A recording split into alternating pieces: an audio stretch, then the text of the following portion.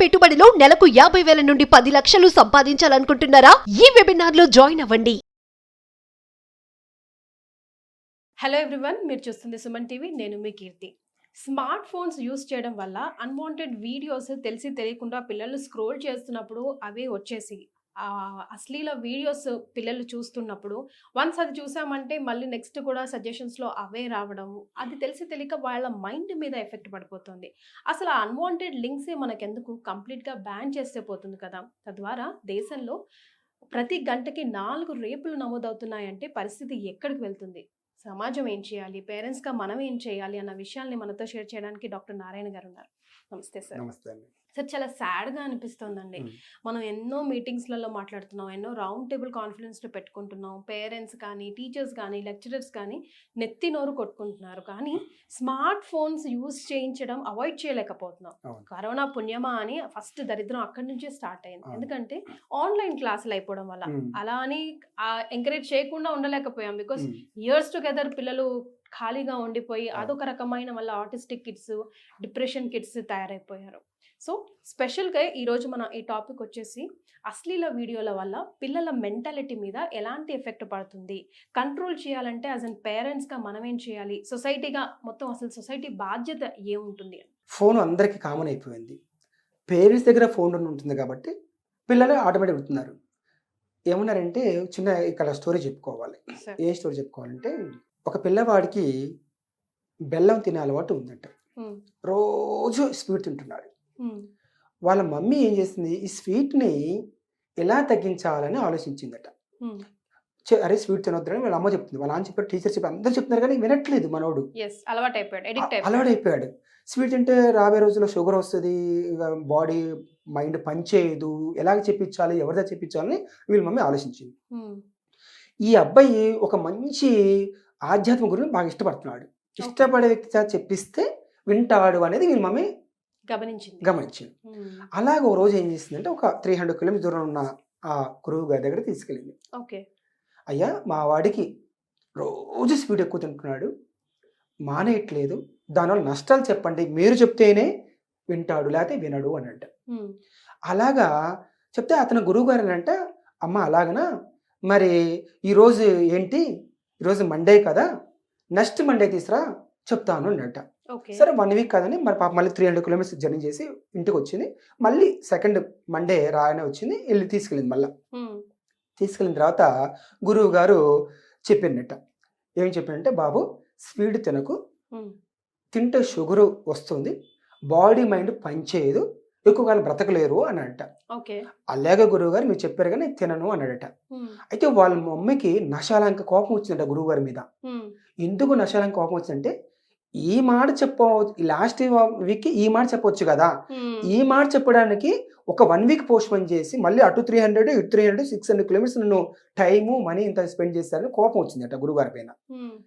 ఈ మాట last week చెప్పవచ్చు అంటే, అప్పుడు గురుగారు అనంట, అమ్మా ఎందుకు నిన్ను 1 వీక్ అడిగానంటే, నాకు కూడా స్వీట్ తినే అలవాటు ఉంది, అందువల్ల నేను తింటూ ఆ అబ్బాయిని తినొద్దు అంటే అది మైండ్ మీద పనిచేయదు, అందువల్ల ఆ రోజు నుంచి ఈ రోజు నేను స్వీట్ తినకుండా ఆపేసినాను, ఇప్పుడు నేను తినకుండా ఆపేసాను కాబట్టి ఆటోమేటిక్గా ఈ అబ్బాయి మీద ఈ ప్రభావం చూపిస్తుంది, ఇక్కడ తినడు చూడండి అని అంట.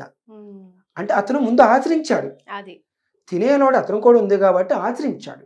ఆచరించడం వల్ల అబ్బాయి చెప్పడం వల్ల జరిగింది. ఇక్కడ ఏం జరుగుతుందంటే, తల్లిదండ్రుల దగ్గర స్మార్ట్ ఫోన్ పెట్టుకొని అన్ని వాళ్ళకి ఇష్టమై చూసుకుంటున్నప్పుడు మాకు కూడా స్మార్ట్ ఫోన్ కావాలని చిన్నప్పటి నుంచి ఇస్తున్నారు. అంటే పేరెంట్స్ పిల్లలు ఎలా సార్ కంపేర్ చేసుకుంటారు?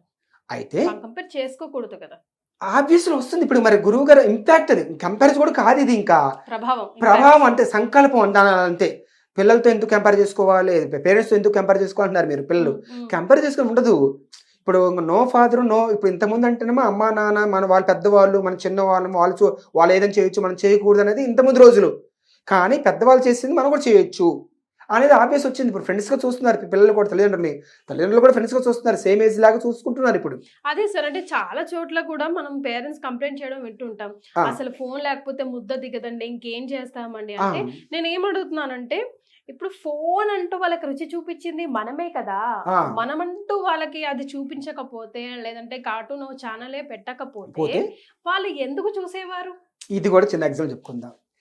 మీరన్నది పిల్లలకి ఏం చేస్తున్నారంటే 3 months 4 months రాగానే వాళ్ళకి టాయ్స్తో ఆడుకునే అలవాటు, బొమ్మలతో ఆడుకునే అలవాటు. ఇప్పుడు ఏమి చేసినాయి, టీవీలలో కార్టూన్ ఛానల్స్ వచ్చినాయి, ఫోన్లో కూడా వచ్చింది.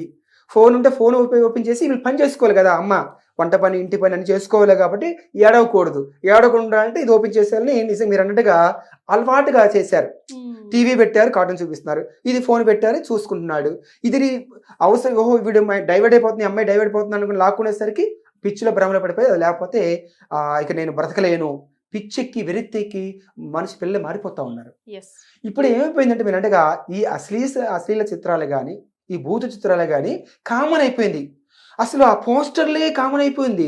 అసలు ముందు టీవీ ఫోన్ ఏది ఓపెన్ చేసినా కూడా ముందు అవి వస్తున్నాయి. ముందు తెలియని వయసు ఏంటి, అవేంటి ఇలాగుంది అనేది ఓపెన్ చేసి చూసుకుంటాను. అసలు ఆ పనికిరాని లింకులు మనకు ఎందుకు సార్, మొత్తం గవర్నమెంట్ దాన్ని బ్యాన్ చేసి పడేస్తే ఎస్. అయితే ఇంత ముందు రోజుల్లో 30-40 years బ్యాక్ దానికంటూ ఒక స్పెషల్గా లైసెన్స్ ఉండేది, దాచుకొని సీక్రెట్గా అలాంటి రోజులలో అట్లా చూసిన రోజులు, ఆ రోజులు చాలా మంది ఇట్లా చూస్తున్నది కూడా చాలా సినిమా యాక్టర్స్ కూడా దీని మీద కూడా అరెస్ట్ అయ్యారు. సినిమా మన పేర్లు చెప్పకూడదు కానీ ఒక 30 years బ్యాక్ ప్రముఖ హీరోలు కూడా దీని వాళ్ళు తీస్తున్నారు, ఇట్లాగా చెడిపోతున్నారు అనేది కూడా ప్రముఖ హీరోలు కూడా అరెస్ట్ అయ్యారు చాలా మంది దీని మీద.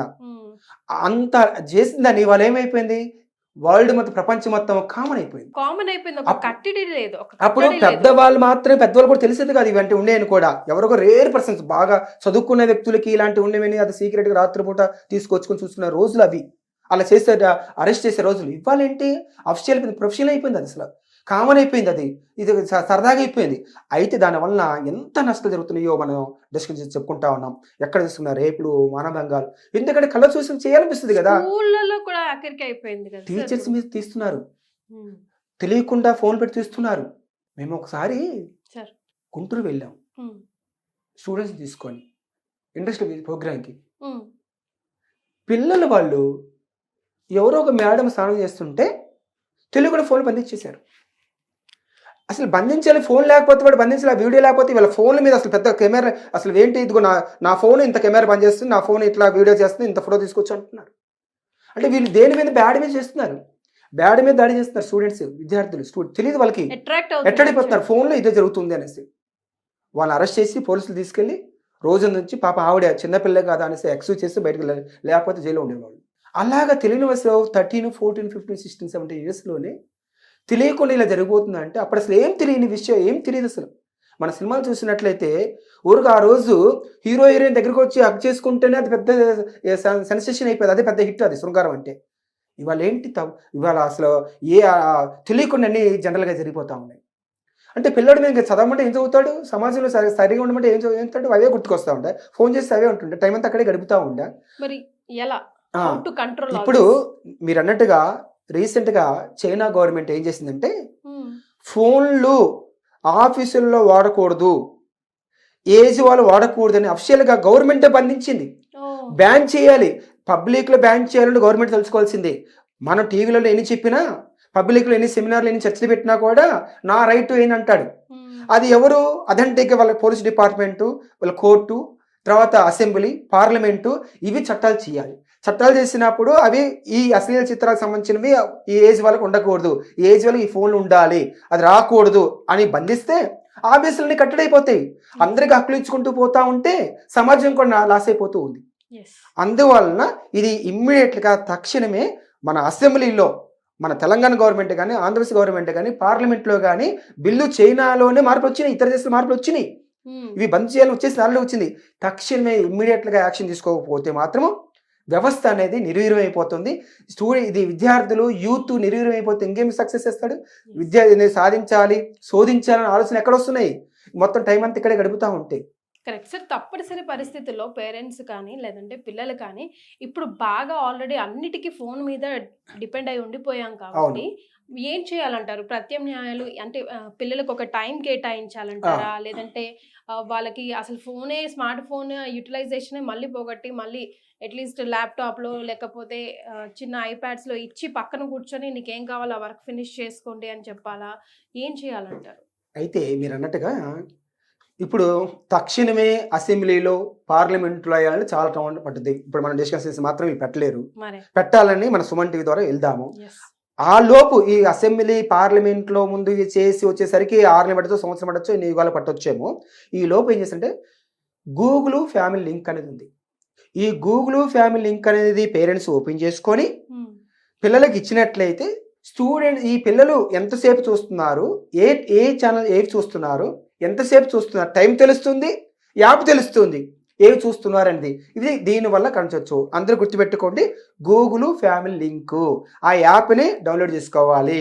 చేసుకుంటే ఎప్పుడన్నా ఈ వీక్లో వన్స్ తీసుకున్నప్పుడు దాన్ని ఓపెన్ చేస్తే ఎవరు ఏ ఛానల్ చూశారు, ఎంత టైం చూశారు, ఎవరితో చాట్ చేశారు, ఇదంతా తెలుస్తుంది. కాబట్టి అప్పుడు వాళ్ళని కంట్రోల్ చేయొచ్చు. ఓకే, అట్లీస్ట్ మనం ఒక క్వశ్చన్ చేసినప్పుడు అమ్మో నేను ఇది యాప్ ఓపెన్ చేస్తే అమ్మకి తెలిసిపోతుంది, అమ్మకి నాకు తెలుస్తుంది, నేను ఓన్లీ నా ఎడ్యుకేషన్ కి సంబంధించో లేదంటే నా గేమ్స్ కి సంబంధించో ఓపెన్ చేయాలన్న అట్లీస్ట్ ఒక భయం కలుగుతుంది. నేను ఈ మధ్య కూడా రీసెర్చ్ చేశాను కీర్తి గారు. సార్, పిల్లలకి అన్ని ఫోన్లు వచ్చేసింది, ప్రతిదీ చూసుకోవచ్చు. కానీ అనవసరమైన చూస్తున్నారు. అవసరమైనవి క్వశ్చన్ వేస్తే నాకు ఇది కావాలి, నేను ఎక్కడ తెచ్చుకోవాలి, ఈ వస్తువు కావాలి, నాకు ఇది కావాలన్నారు. మళ్ళీ ఇది వీళ్ళు పలానా ఎప్పుడు పుట్టారు, పలానా డేట్ ఏంటి, పలానా మీనింగ్ ఏంటి, కృష్ణుల మీనింగ్ ఏంటి, అవి చూసుకోలేకపోతున్నారు. అవి ఎక్కడ దొరుకుతుందో అర్థం కావట్లేదు. అది కూడా దాంట్లో దొరుకుతుంది. దొరికేవన్నీ ఉన్నవి కానీ అవి ఎక్కడ దొరుకుతుందో తెలియట్లేదు. దొరకనేవి అవసరమైన దొరుకుతుంది చూసుకుంటా ఉన్నారు. అందువలన మైండ్ ఎప్పుడైతే అవి 50% బ్యాన్ చేస్తామో అవసరమైనవి, అప్పుడు అవసరమే చూసుకోవచ్చు. అవసరమే చూడట్లేదు, అవసరమే దీంట్లో దొరుకుతున్న సంగతి కూడా తెలియట్లేదు వీళ్ళకి. ఇందులోనే ఉన్నాయి అవసరమైన కూడా. అనవసరమైన చూసుకుంటూ అవసరం లేదు దీంట్లో లేవేమో, ఇవన్నీ ఇటువంటివి ఉంటాయేమో అనుకుంటున్నారు. అందువలన వీటన్నిటిని నేను బ్యాన్ చేసి ఈ ఫ్యామిలీ లింక్ అనుకునేది గూగుల్ ఫ్యామిలీ లింక్ అనేది ఏర్పాటు చేసుకున్నట్లయితే పేరెంట్స్ కూడా అప్పుడప్పుడు చూసుకుంటూ పోవాలి. లేకపోతే కొంతకాలానికి డిప్రెషన్ గురైపోయి సూసైడ్ కూడా చేసుకుంటున్నారు. పలానా అమ్మాయి నాకు నచ్చింది, దక్కట్లేదు, పలానా అబ్బాయి నాకు నచ్చాడు, అబ్బాయి నచ్చలేదు సూసైడ్ చేసుకున్నారు, అమ్మాయి నచ్చలేదు సూసైడ్ చేసుకుంటున్నారు. ఎందుకంటే మేము కాలేజీ నడిపిస్తున్నాం కదా, ఆ ఏజ్ పిల్లలతోనే మేము గడుపుతున్నాం కదా. ఎందుకంటే అన్ని ఇవే ఓపెనింగ్, ప్రేమలు, వ్యవహారాలు, ఇవన్నీ అసలు చిత్రాలు, ఇవన్నీ చేసి ఓహో నేను ఈ అమ్మాయితో ఇలా ఉండాలి, ఈ అబ్బాయితో ఇలాగ ఉండాలి. ఒక సెన్సిటివిటీ కూడా పోతుంది సార్. అన్ని అందరికి అన్ని ఈజీగా అవైలబుల్ అయిపోయి ఒక సెన్సిటివిటీ, ఒక ఎమోషన్ అవన్నీ కూడా పోతున్నాయి. అంటే ఏ ఏజ్ వాళ్ళకి ఇది వరకు ఎంత తెలియాలో అంతే తెలియాలి, ఎంత తెలుసుకోవాలో అంతే తెలుసుకునే వాళ్ళు, మనకు చెప్పే వాళ్ళు మన గ్రాండ్ పేరెంట్స్ కూడా ఉండేవాళ్ళు. మనల్ని ఎప్పుడు అంత ఖాళీగా పెట్టి ఫోన్లు చూసుకున్నంత టైం మనకి ఎప్పుడు లేదు. ఎప్పుడు ఎంగేజ్ అవ్వడం కూడా చాలా ఇంపార్టెంట్. పిల్లల్ని కూడా ఎప్పటికప్పటికి నేను ఈ మధ్య ఒక మూవీ కూడా చూశాను, రాత్రి శ్రీనివాస కళ్యాణం అని చూశాను, నిన్నే చూశాను. వాళ్ళ ఫాదర్ పిల్లల్ని పడుకోకుండా బిజీ అని ఫ్యామిలీ పడుచుకుంటాడు. ఆ కోపం నేను కూడా వస్తా. ఎంత బిజీ అనుకుంటే మనం ఏమనుకుంటామంటే నేను ఆస్తి సంపాదిస్తున్నాను, ఇల్లు కట్టిస్తున్నాను, కార్లు కొనిస్తున్నాను, అన్ని బిజినెస్ కోట్లు సంపాదించి పెడుతున్నాను కాబట్టి నేను ఇదేగా నా పిల్లకి ఇస్తుంది అనుకుంటున్నాము. శ్రీనివాస కళ్యాణం దానికి నాకు కూడా సెట్ అయిపోయింది. ప్రతి వాళ్ళు అందరూ చాలా లాస్ అయిపోతాను ఈ విషయంలో. అందువలన పిల్లలు దక్కనప్పుడు ఎన్ని కోట్లు సంపాదిస్తుంది, పిల్లలే పెద్ద కోట్ల ఆస్తి. మా మేడం చెప్తా ఉన్నారు, పిల్లలు పెద్ద ఆస్తి, కోట్ల ఆస్తి. ముందు వీళ్ళు కాపాడుకుంటే అన్ని కోట్లు సంపాదించినట్టే. ఏదో హెల్త్ ఈజ్ వెల్త్ అన్నట్టుగా, ఆరోగ్య మహాభాగ్యం అన్నట్టుగా పిల్లలు కూడా అసెట్టే. అదే చాలా మంది మర్చిపోతున్నాం. పిల్లలు ఎదుగుతారు, రేపు మనం చూసుకుంటారు కదా. మరి రేపు మనం చూసుకున్న పిల్లలు లేనప్పుడు, పిల్లలు పాడైపోయినప్పుడు, సమాజంలో ఇది జరిగినప్పుడు మనం ఎలా చూసుకోగలుగుతారు? అందువలన పిల్లలతో గడపాలి. అంటే సమయాన్ని వేస్ట్ చేసుకుని ఏమనుకోండి, ఇదేంటి నాన్ సెన్స్, నేను దీంట్లో ప్రొడక్షన్ లేదు కదా, ప్రొడక్టివిటీ లేదు కదా, పిల్లల్ని గడిపితే నేను రేపు ఏదో మీటింగ్ పెట్టి లేదా కమర్షియల్కి వెళ్తే నేను కొన్ని కోట్లు సంపాదిస్తాం అనేది పెద్ద ఫ్యామిలీలో జరుగుతుంది. గమనించారు మీరు? చిన్న ఫ్యామిలీలో లాస్ అవట్లా, పెద్ద డబ్బులు బాగా కోట్లు సంపాదిస్తున్న ఫ్యామిలీలోనే పిల్లలు చెడిపోతున్నారు. ఎందుకంటే పిల్లలకి సమయం టైం ఇవ్వట్లేదు. ఆ మధ్య ఉదయకరం ఇవి కూడా ఒకటి ఉంది, మూవీ సరిగా గుర్తు రావట్లేదు, వాళ్ళ డాడీ అస్సలు టైం ఇవ్వడు. ఎప్పుడు కూడా నువ్వు నేను సినిమానా ఆ రోజు నుంచి చెప్పుకొచ్చారు. అంటే ఆ రిచ్ ఫ్యామిలీ ఫాదరు కొడుకి టైం ఇవ్వడు, వీడు పిచ్చోడైపోతా ఉంటాడు. ఎవరో ఒక అమ్మాయిని నచ్చుతాడు, ఆ విధంగా వెళ్ళిపోతాడు, అమ్మాయి లాగా నేను బ్రతకలేను అంటుంటాడు. అదే జరుగుతుంది ఇప్పుడు కూడా, మూవీలో జరుగుతుందే చూస్తున్నారు మూవీలో. అందువలన సంపాదన ఎంత ముఖ్యమో పిల్లలు కూడా సంపాదన దృష్టిలో ఉంచుకొని సమయం ఇస్తే ఇది జరగదు. ఈ మధ్య ఎక్కడ యూట్యూబ్లో చూశాను, లేడీ ఆమె కూడా పెద్ద సైకాలజిస్ట్, పెద్ద స్పీకర్, పర్సనల్ డెవలప్మెంట్. నేను కూడా ఈ మధ్య చూశాను. అవును, ఆమె కూడా కూతురును కొడుకును పోగొట్టుకుందంట. ఆమె కూతురు ఎవరో సూసైడ్ చేసుకుందంట. తర్వాత ఓపెన్ మీటింగ్ తర్వాత యాంకర్ కూతురు కూడా అక్కడ ఆమె కూడా జరిగిందని కూడా విన్నాను ఈ మధ్య. పెద్ద వాళ్ళ యాంకర్ కూతురు కానీ కొడుకులు ఇంకా ఈ మధ్య చాలా చూశాను. తర్వాత సినిమా హీరోయిన్ పేరు చెప్పకూడదు కానీ వాళ్ళ హీరోయిన్ కూడా కూతురు కూడా చనిపోయింది అనేసి, తర్వాత ఒక హీరో కూతురు, ఇలా చెప్పుకుంటూ పోతే అందరికీ ఎవరిని విమర్శించడం కాదండి, అంటే లైవ్లో జరిగినవని రీసెంట్గా జరిగిన అవేర్నెస్ అందువలన మై డియర్ స్టూడెంట్స్, పేరెంట్స్, అమ్మా నాన్న మాట వినండి, లోనుగా వినొద్దు. మీకు ఎలాంటి అమ్మాయిలు ఎస్పెషల్గా తల్లిదండ్రులతో డిస్కస్ చేయండి. మరి పెద్దవాళ్ళు కూడా గమనించండి. మనం వేపులు అనుకుంటూ ఉన్నాము, చాలా లాస్ జరుగుతూ ఉంది, మన పిల్లలు లాస్ జరుగుతూ ఉంది, ఇది వేరే వాళ్ళకి కూడా నెగిటివ్ పోతుంది. ఇవన్నీ మనం గమనిస్తూ, మన పిల్లలు కూడా గమనిస్తూ, సమాజం గమనిస్తూ తీసుకెళ్ళాలని నా కోరిక. Thank you so much for thanks so much.